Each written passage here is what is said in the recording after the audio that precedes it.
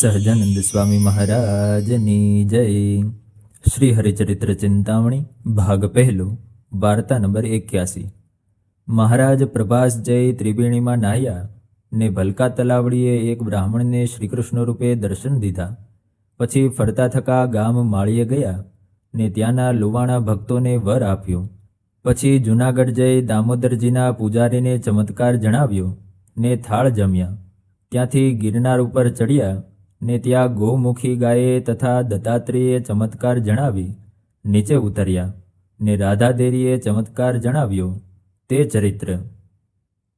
પછી લોઢવેથી ચાલ્યા એવા શ્રી નીલકંઠ બ્રહ્મચારી તે પ્રભાસ પાટણ પધાર્યા ને ત્યાં હિરણ્ય, સરસ્વતી અને મધવતી એ 3 નદીઓનો સંગમ થાય છે તે ત્રિવેણીમાં નાહ્યા ને તે ગામમાં 3 દિવસ રોકાણા ને દરિયાકાંઠે તીર્થવાસીઓ માટે સદાવ્રત બાંધેલું હતું તે લઈને મહારાજ જમ્યા. ને તે પાટણથી પૂર્વ ભાગે ભલકા તલાવડી છે ને પીપળો છે કે જે ઠેકાણે શ્રીકૃષ્ણ ભગવાને દેહ તજ્યો હતો. ત્યાં જઈને મહારાજ શ્રીકૃષ્ણની પેઠે સૂતા ને તે સમયે એક બ્રાહ્મણ આવ્યો. તે મહારાજના ચરણમાં 16 ચિહ્ન જોઈને કહ્યું, તમે તો સાક્ષાત ભગવાન છો, માટે શ્રીકૃષ્ણ રૂપે મને દર્શન આપો. ત્યારે મહારાજે દયા લાવીને વિપ્રને શ્રીકૃષ્ણ રૂપે દર્શન દીધું. ત્યારે બ્રાહ્મણે પ્રણામ કરી સ્તુતિ કરી. પછી મહારાજ ત્યાંથી પાછા પાટણમાં જઈને રાત રહ્યા ને ત્યાંથી ચાલ્યા તે વેરાવળ થઈને ગામ ભંડોરીએ પધાર્યા ને ત્યાં લુહારને ઘેર જઈને ઉતર્યા.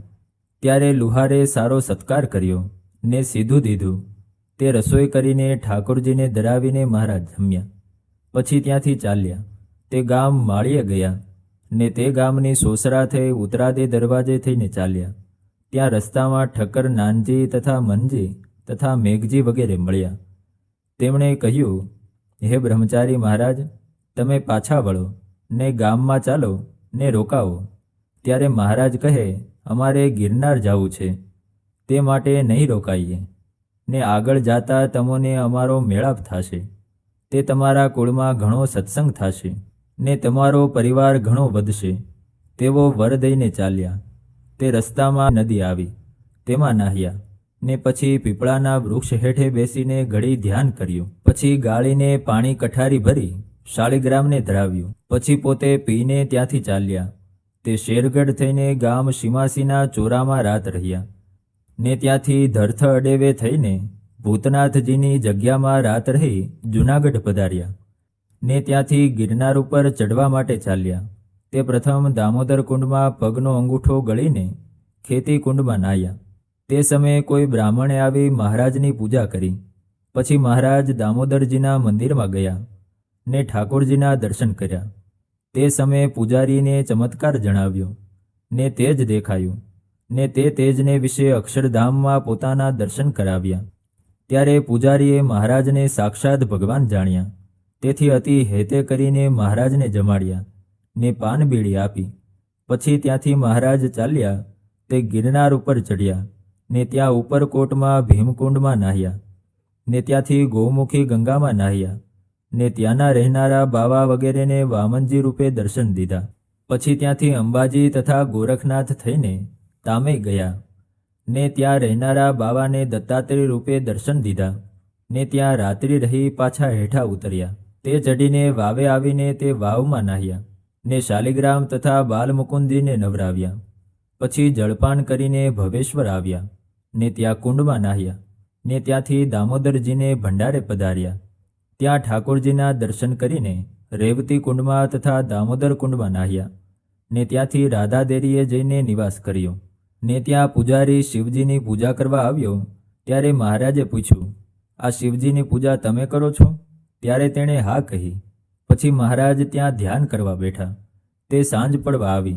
ત્યારે પૂજારીએ મહારાજને કહ્યું, ચાલો ગામમાં. ત્યારે મહારાજ કહે, અમે તો અહીં રહીશું. ત્યારે બ્રાહ્મણ કહે, અહીં તો રાત્રિએ સાવજ દીપડા આવે છે, તે તમને ખાઈ જશે. ત્યારે મહારાજ કહે, તે સાવજ દીપડા અમને ખાય નહીં. પછી તે બ્રાહ્મણ ગામમાં ગયો ને મહારાજ ત્યાં જ રહ્યા. પછી અડધી રાતે સાવજ આવ્યો. તે પાણી પીને મહારાજની સન્મુખ બેસી રહ્યો.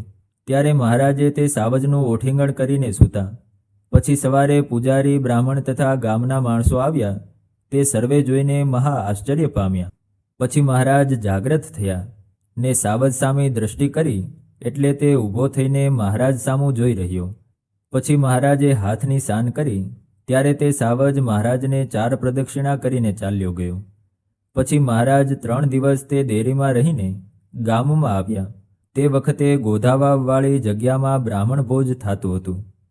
ત્યાં મહારાજ જમવા પધાર્યા ને સહુ સાથે જમવા બેઠા, પણ અસુર વૈરાગીએ જમવા દીધા નહીં.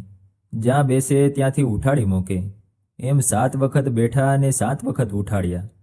તે જોઈ એક બ્રાહ્મણને દયા આવી, તેથી તે મહારાજને પોતાની સાથે હાટકેશ્વર મહાદેવની જગ્યામાં તેડી ગયો ને તેણે સીધું લઈ આવી રસોઈ કરીને મહારાજને જમાડ્યા. પછી મહારાજે તે બ્રાહ્મણને અક્ષરધામમાં તેડી જવાનો કોલ દઈને ત્યાંથી ચાલી નીસર્યા.